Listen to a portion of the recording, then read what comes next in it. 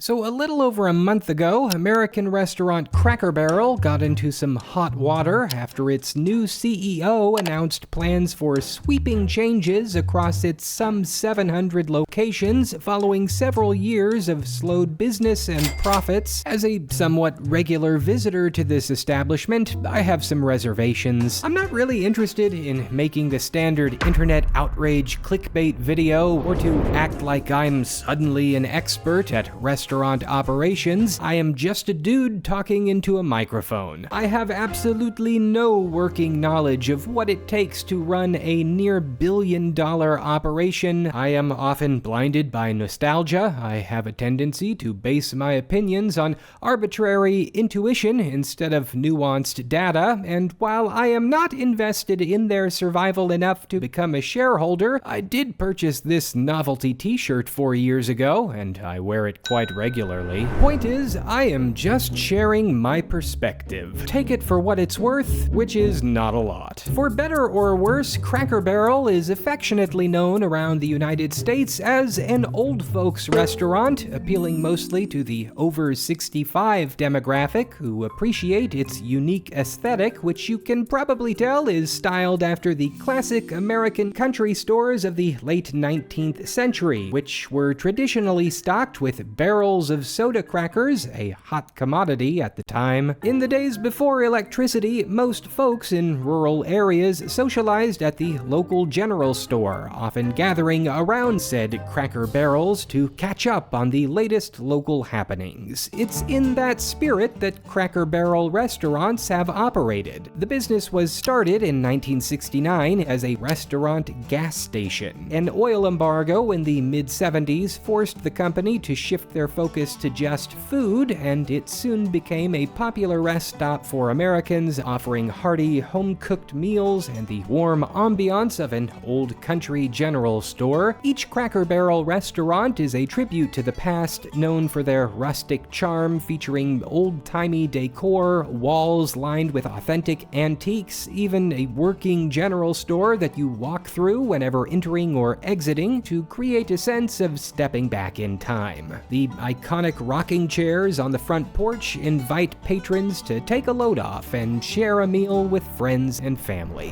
However, like most restaurants in recent years, Cracker Barrel has fallen on hard times, with many locations struggling through financial challenges, including inflation and shifting consumer tastes. These troubles have ownership searching for ways to turn the franchise around, including a change of CEO last year that seemed to signal a new direction for the company, which culminated in the big kerfuffle a month or two ago when said Chief Executive Officer Julie Fells-Messino made some rather eyebrow-raising remarks on an earnings call about the company that she is now running, saying bluntly, "We're just not as relevant as we once were," and musing that Cracker Barrel has lost some of its shine, and now that she's in charge, it needs to be transformed if it wishes to appeal to both the existing customer base and draw in new diners, further announcing her intention to give Cracker Barrel a total overhaul, including a new menu, new prices, new branding and aesthetics, changing the color palette, modernizing the lighting and seating, and simplifying its decor. This assessment and proposal rubbed many shareholders and restaurant patrons the wrong way, with some concern that this new executive was trying to be yet another move fast and break things innovator, more interested in trashing the restaurant's established aesthetic to do a modern rebrand instead of addressing actual issues like food quality, prices, and providing fair pay for workers. Messino's track record certainly isn't doing her any favors, having previously served in leadership positions at Taco Bell and the Starbucks Corporation. Whether fair or not, internet critics have worked to make her the face of fast food modernization, which many feel strips beloved franchises of their identities and turns them into seemingly monolithic minimalist corporations focused on maximizing profits at the cost of customer satisfaction. Critics are understandably concerned that an eatery that is all about the sit-down family restaurant experience is now being helmed by an executive who specializes in fast food.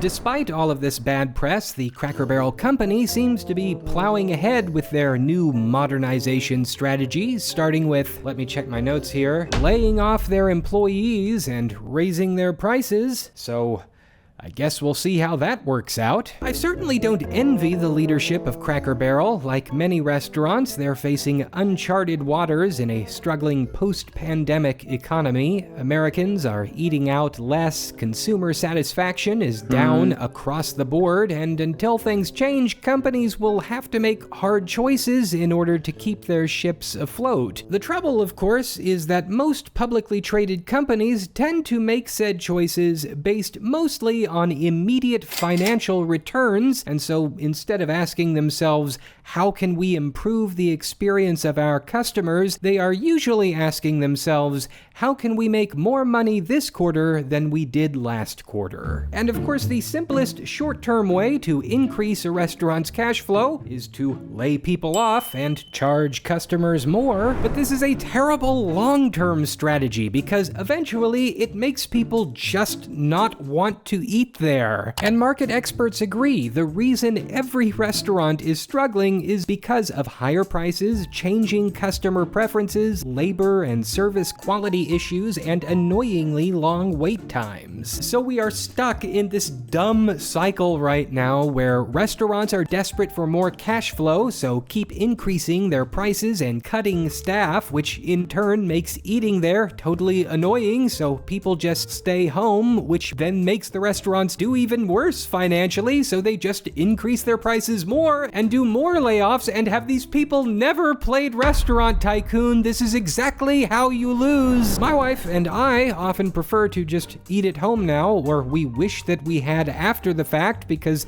stuff is just getting stupidly expensive, with even fast food costing as much as a sit-down restaurant used to. And call me an old geezer, but it is annoying that I have to sign up for and juggle like 20 different fast food mobile apps now just so I can get pre-2020 prices for a chicken sandwich.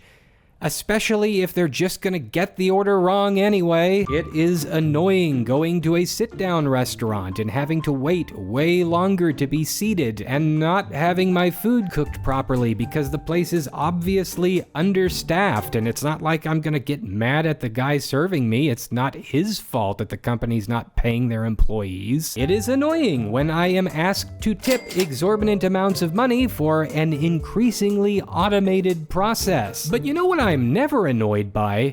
A restaurant not feeling modern enough. I get that remodeling your franchise to adopt a contemporary look may seem like a way to appeal to new customers, but from my perspective, at the end of the day, I'd much rather you take that remodeling and rebranding budget and spend it instead on hiring, training, and fairly paying your service staff. Like, what good is changing the color of the paint on the wall if I know that it came at the cost of, I guess, your entire employee training team? In the grand scheme of things, I personally don't think that the decorations are the real problem. Again, this might be nostalgia talking, but over the years, I have seen many beloved restaurant chains undergo these cosmetic transformations that, in the name of looking more modern, just sort of strip them all of distinction and character and color, to where now everything from McDonald's to Pizza Hut is just this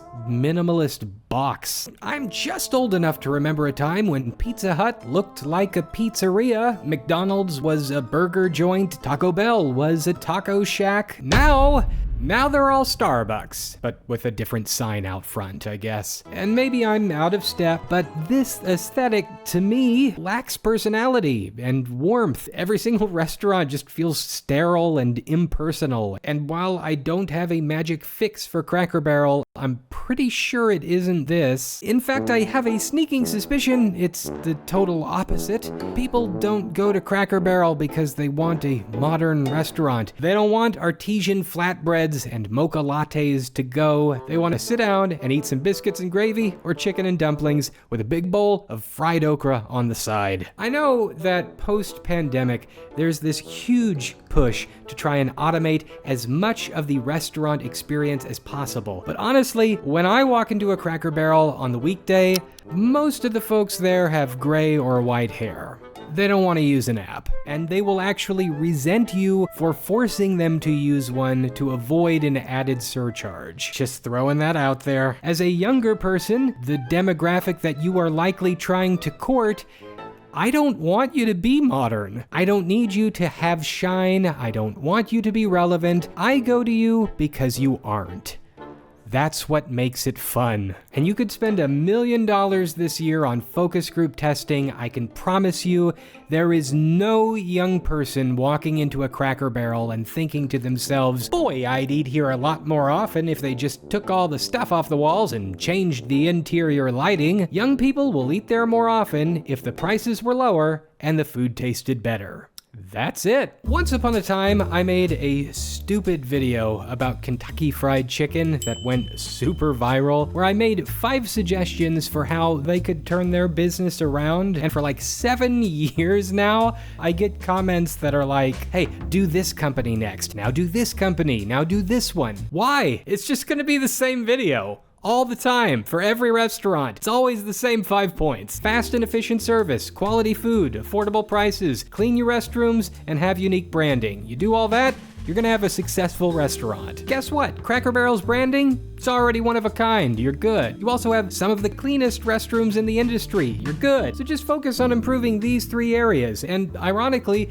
the best way to start is by paying your workers. Not just a fair wage, but a wage that incentivizes them to help make all of your locations the very best that they can be. In a world of homogenized chain restaurants, what if you let Cracker Barrel just be a Cracker Barrel? Don't think global, think local. Dedicate your stores to each local community. If I'm going to the one in Springfield, make it all about Springfield there. If I'm going to the one in Clarksville, Tennessee, make it all about Clarksville there. Have local music on the weekends. Regularly host community events. Do stuff with local charities. Make it easier for your customers to feel good about supporting your business because they trust that in return, you will support the surrounding community. The more that the rest of the industry wants to move towards these impersonal, automated experiences, it seems to me that the Cracker Barrel could work best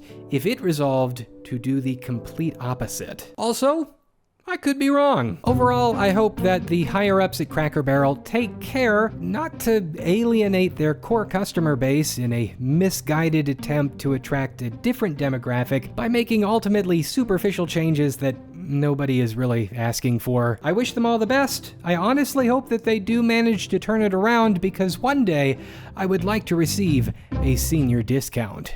This video is sponsored by Squarespace, the all-in-one platform to build a beautiful website. Start the process with Squarespace Blueprint, their new guided design system. Answer simple questions about what you want your site to be, then choose from a slew of beautiful layout and styling options that you can customize however you want. If you've got an idea for a podcast, their Audio Blocks feature makes setting one up a total breeze, and if you've got stuff to sell, their online storefront takes the headache out of processing payments. Head to squarespace.com to start a free trial today. Then when you're ready to launch your site in full, head over to squarespace.com/AustinMcConnell to save 10% off your first purchase of a website or domain.